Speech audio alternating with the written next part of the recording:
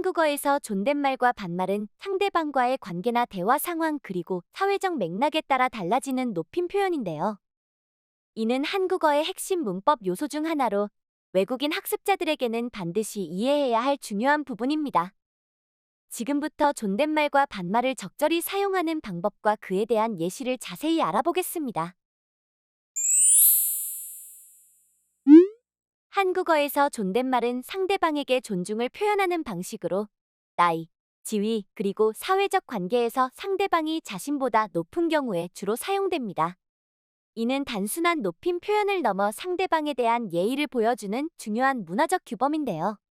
존댓말은 상대와의 심리적 거리나 대화 상황에 따라 적절히 사용됩니다. 반면 반말은 보다 친근하고 격식을 덜 차린 표현입니다.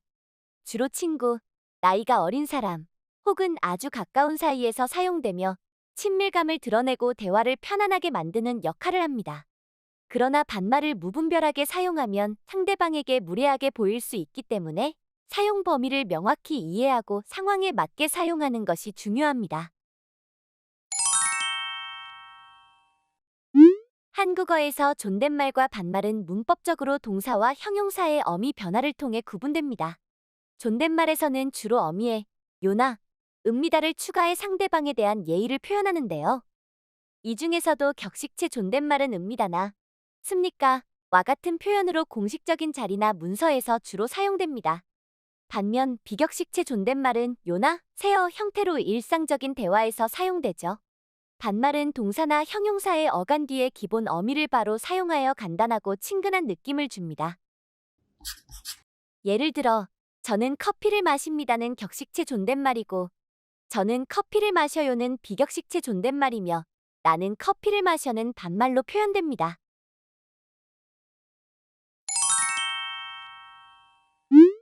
또한 명사의 경우에도 높임 표현이 다릅니다. 존댓말에서는 명사 뒤에 입니다나 이에요, 에요를 붙이는 반면 반말에서는 이하나 야를 사용합니다.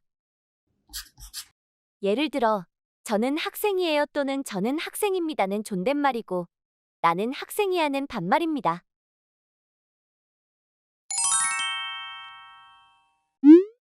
더 나아가 존댓말에서는 동사와 어휘에서도 높임 표현이 추가됩니다. 예를 들어 가다는 존댓말로 가시다가 되고 자다는 주무시다로 바뀝니다. 어휘에서도 밥은 높임 표현으로 진지가 되고 사람은 분으로 변화합니다. 예를 들어 존댓말로는 선생님께서 진지를 드십니다라고 표현하고 반말로는 선생님은 밥 먹으라고 말할 수 있습니다. 이러한 문법적 차이를 이해하면 존댓말과 반말을 상황에 맞게 올바르게 사용할 수 있습니다. 한국어에서 존댓말과 반말의 사용은 상대방과의 관계와 대화 상황에 따라 달라지는데요. 먼저, 상대방의 나이는 중요한 기준 중 하나입니다. 한국 사회에서는 나이나 지위가 대화 방식에 큰 영향을 미치므로 자신보다 나이가 많거나 동료라도 존중이 필요한 경우에는 반드시 존댓말을 사용해야 합니다. 반면, 친구나 자신보다 어린 사람에게는 반말을 사용할 수 있습니다. 또한 사회적 지위 역시 존댓말 사용 여부를 결정하는 중요한 요소입니다. 직장이나 공공기관 등 공식적인 자리에서는 항상 존댓말을 사용하는 것이 원칙입니다. 가까운 관계라 하더라도 격식이 필요한 자리에서는 존댓말을 유지하는 것이 예의입니다.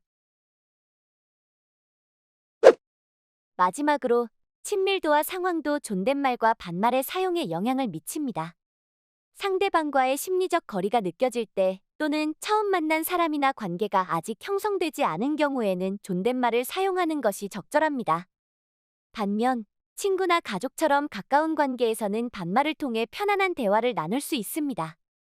예를 들어 오랜 친구나 형제자매 간에는 반말을 사용하는 것이 자연스럽죠.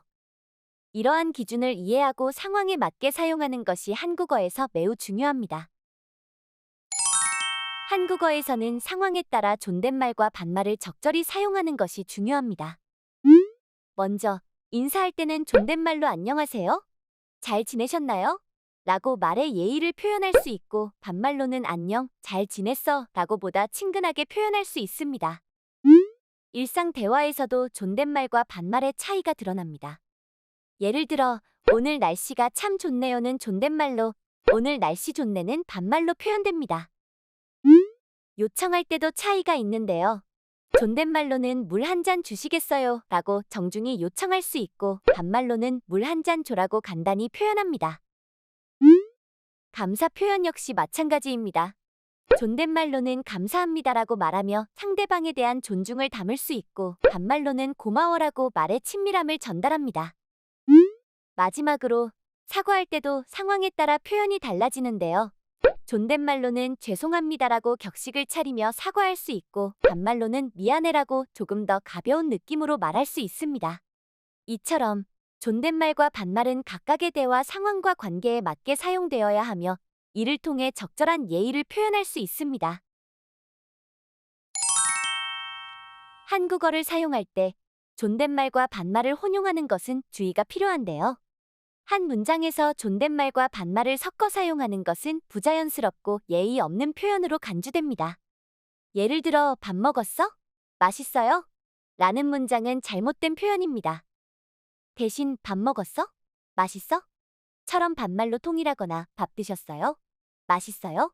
처럼 존댓말로 통일해 사용하는 것이 올바릅니다. 또한 공식적인 자리에서는 반드시 존댓말을 사용하는 것이 중요합니다. 회사나 학교, 공공장소 등에서는 친밀한 관계라 하더라도 존댓말을 유지해야 예의에 맞습니다. 반면 반말을 사용할 때 과한 존댓말 표현을 섞는 것도 피해야 합니다. 예를 들어, 밥 먹어보세요? 는 부자연스러운 표현이므로 밥 먹어봐처럼 간단히 말하는 것이 적절합니다. 마지막으로 관계가 가까워지더라도 존댓말에서 반말로 전환할 때는 상대방의 동의를 구하거나 상황에 맞춰 신중히 결정해야 합니다. 친밀도가 형성되지 않았는데 반말을 사용할 경우 예의 없게 보일 수 있으니 특히 주의해야 합니다. 이러한 점들을 염두에 두고 존댓말과 반말을 상황에 맞게 사용하는 것이 중요합니다. 존댓말과 반말을 구분해 사용하는 것은 한국어의 문장 구조와 맥락을 이해하는 데 큰 도움이 됩니다.